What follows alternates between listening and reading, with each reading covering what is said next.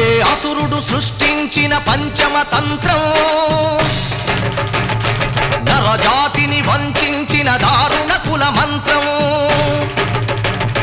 నరకబడిన శంభూకుని శిరం సాక్షిగా, తెగిపడిన ఏకలవ్య బొటన వేలు సాక్షిగా,